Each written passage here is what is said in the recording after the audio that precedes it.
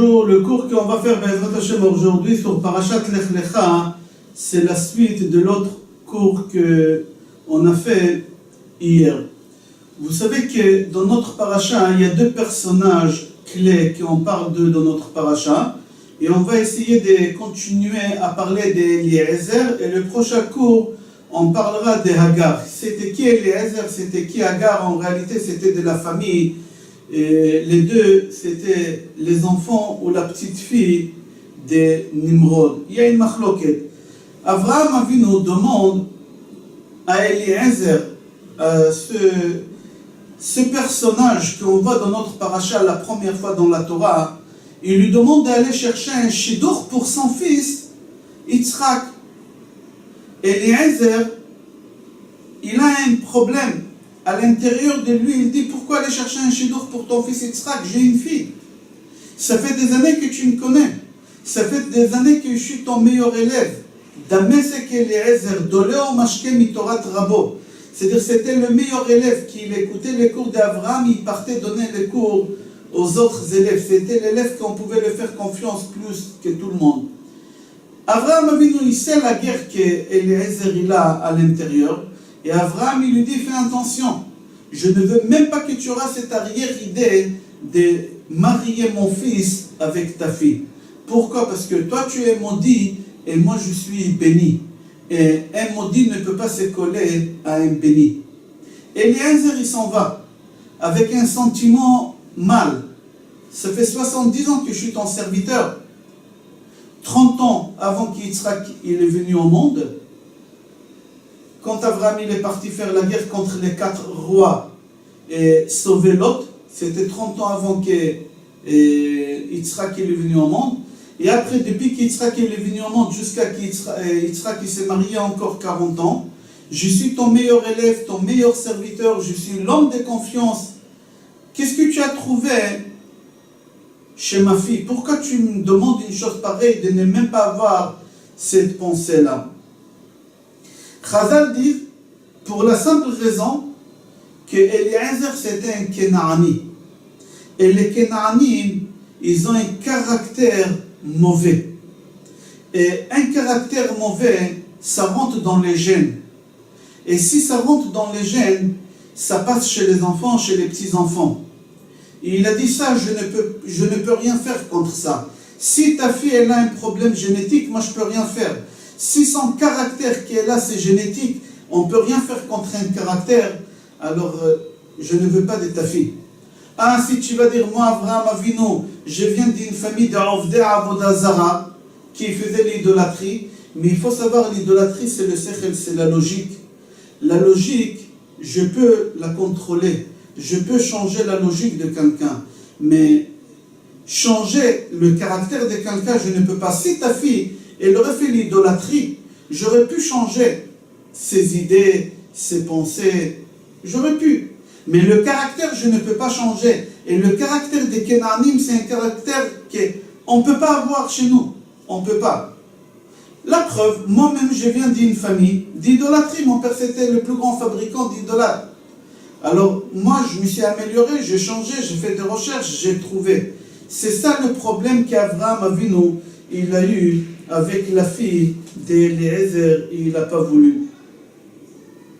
Abraham Avinu dit à Eliezer, Lotikach isha libni mi benot ha-kenaani, avec le heya yedia ha-kenaani, c'est-à-dire il lui a dit, ha-kenaani, celui-là. Qui c'est celui-là? Le Midrash dit, c'est toi Eliezer, je te préviens, je ne veux même pas que ça rentre dans ta tête, même pas un instant, que ton fils il pourra se marier avec ta fille. Il faut savoir qu'Eliezer c'était parmi les 10 personnes, il y en a qui disent 9 personnes qui ont monté vivants au ciel. Le premier, on va citer les 10. Le premier, c'est Hanoch. Le deuxième, c'est Eliyahu Hanavi. Le troisième, c'est Eliezer Eved Avraham. Le quatrième, c'est Batia Bat Paro. La cinquième, c'est Serach Bat Asher. Le sixième, c'est Rabbi Yoshua ben Levi. Le septième, c'est Mashiach ben David. Huitième, c'est Hiram Melech Tzur. Le neuvième, c'est Eved Melech Hakushi. Et le 10e, c'est Ya'abetz ben Rabbi. les 10 personnes qui ont monté vivant au ciel.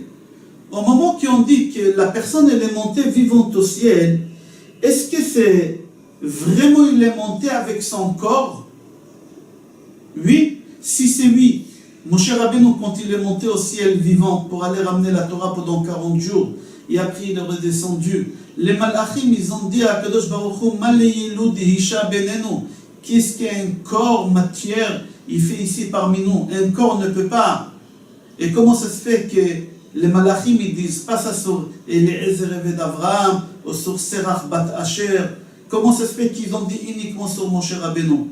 La différence est que ces 10 personnages-là, ils ont travaillé sur leur corps, qu'ils ont rendu leur corps une seule partie de la Neshama.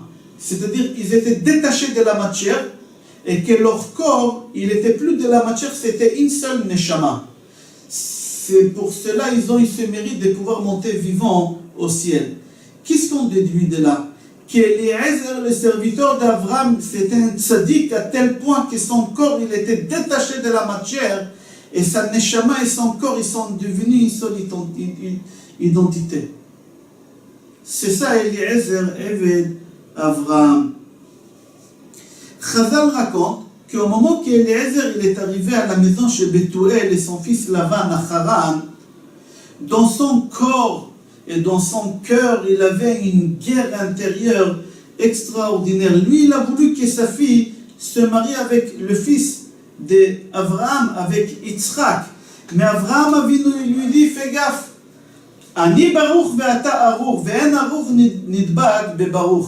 Moi, je suis béni et toi, tu es maudit. Et un maudit ne peut pas se coller à un béni. Le sentiment qu'il avait, Eliezer, était très très difficile. Après 70 ans de service, honnête, bien, tu me parles comme ça, tu peux dire ça autrement. Tu peux dire, regarde, l'homme imim, ça ne peut pas marcher entre les deux. Elle, les grands détails, mon fils, il les petits détails. Je ne sais pas, tu peux trouver des choses. Mais directement dire non, tu es maudit et moi je suis béni, c'est comme ça que tu me parles. Ok, il s'en va avec ses sentiments. Mais quand même, ce qui est étonnant, qu'Abraham il fait confiance à Eliezer, qu'Eliezer il va faire son devoir. Honnêtement, Abraham il lui dit, va chercher une femme pour mon fils Yitzhak. Comment Abraham tu peux lui faire confiance après qu'est-ce que tu lui as dit? C'est possible qu'Eliezer il va chercher une femme, mais il va faire tout pour que ça ne va pas marcher, pour qu'à la fin sa fille elle va épouser Yitzhak. Abraham Avinu, il fait jurer Eliezer et il le fait partir. Et le Midrash dit qu'Eliezer, au lieu de faire la marche de 3 jours, il a fait en 1 heure et il arrive à un endroit qui s'appelle la Haïn, c'est où il y a le puits. Et c'est marqué dans le pasuk, dans Parashat Chaye Sarah, Perek Chaf Dalet, pasuk Chaf Yud Bet. C'est marqué Vayomer. Eliezer dit Hashem Elokim, Eloké Adoni, Avraham, Akrena lefanai hayom ve'aser chesed im Adoni im Avraham. Eliezer prie à Kadosh Baruch Hu. Il lui dit, Akrena, s'il te plaît, Dieu, je t'en supplie, fais en sorte que je trouve un chidour au fils d'Avraham, vite, c'est-à-dire qu'il a prié de tout son cœur. Et aussi, regardez, faites attention, vous savez, dans les ta'amim, c'est quoi ta'amim? Dans la Torah, on a des lettres et on n'a pas de voyelles. Dans la Torah elle-même, il n'y a que des couronnes, on appelle ça des ktarim. Mais si vous prenez le chumash, il y a les voyelles et il y a les ta'amim. Les ta'amim, c'est comment on doit lire et on doit chanter chaque mot. Et il y a une voyelle qu'on l'appelle shalshelet. Shalshelet, c'est comme un serpent. Et il y a 4 endroits dans la Torah seulement qu'il y a ce signe-là, shalshelet. Les 4 endroits, c'est Vaitmahama, Vayemaen et Vaishchat. Et dans notre paracha, Vayomar. Qu'est-ce que ça veut dire au moment qu'il y a shalshelet? Ça veut signifier quoi, shalshelet? Est-ce que c'est que le Chazan il doit lever sa voix et chanter très très longtemps et réveiller les gens? Non. Chaque voyelle elle a une signification. Chaque action elle a une signification. Le shalshelet, ça veut dire quoi? C'est pour nous dire que le mot où il y a le shalshelet, il s'est passé plusieurs fois. Pas une fois, deux fois, trois fois ou quatre fois, ça a été. Par exemple, chez Yosef, c'est marqué Vaïmaen. Yosef, il n'a pas voulu écouter la femme de Potiphar. Il a refusé. Il n'a pas refusé une fois, deux fois, trois fois, quatre fois. C'est pour ça qu'il y a Shalshelet sur Vaïmaen chez Yosef. Vaït Mahama, dans Bereshit Yutet, Pasuk Tetzain, concernant Lot et les Malachim, quand ils ont dit à Lot, viens, on y va, c'est marqué Vaït Mahama. Là-bas aussi, il y a un Shalshelet. Pourquoi? Parce que plusieurs fois, les Malachim, ils ont dit à Lot, on s'en va. Non, non, attendez, attendez. Non, on s'en va, attendez, attendez. C'est pour ça, il y a Shalshelet. Et chez nous, dans notre paracha, c'est marqué Vayomar. Et là-bas, il y a aussi Shalshelet. C'est-à-dire quoi? Eliezer, il a prié pas une fois, pas deux fois. Il a prié trois fois et quatre fois qu'Akadosh Baruch Hu, il trouve un shidduch vite et facilement et une bonne fille pour le fils d'Abraham. C'est-à-dire qu'Eliezer, il était émet. Intérieurement, il avait la guerre. Mais lui, il a su comment surmonter cette guerre et combattre ce Yetzer Hara pour aller trouver un shidduch pour son fils, le fils d'Abraham, pour Yitzhak. C'est étonnant. Quelqu'un d'autre, il aurait tout fait pour essayer de tarder quelques jours le shidduch. Et au contraire, au lieu de prier qu'Akadosh Baruch Hu trouve un shidduch facilement pour Yitzhak, il aurait prié pour sa fille. Il aurait traîné, peut-être ta fille, elle serait mariée avec Yitzhak. Mais au moment qu'Abraham Avinu dit à Eliezer, Ata arur ve'ani baruch, ve'en arur dabek bebaruch, tout de suite Eliezer, il réussit à annuler toute son envie, sa volonté par rapport à la volonté d'Abraham Avinu. Tout son désir, toute sa volonté, il essaye d'éliminer et être honnête. Tout de suite, Akadosh Baruch Hu, il a récompensé Eliezer. Vous savez comment? Eliezer, il a passé des maudits à être béni. Où on voit ça?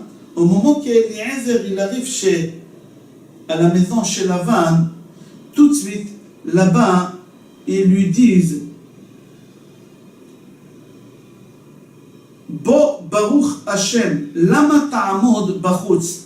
Viens l'homme béni de Dieu. Pourquoi tu attends à l'extérieur? C'est-à-dire qu'Akadosh Baruch Hu, il a rendu Eliezer des maudits bénis. Akadosh Baruch Hu, il lui a payé tout de suite parce qu'il était honnête. Parce que Eliezer, il a su comment éliminer ses arrière-pensées, ses désirs, ses envies, etc.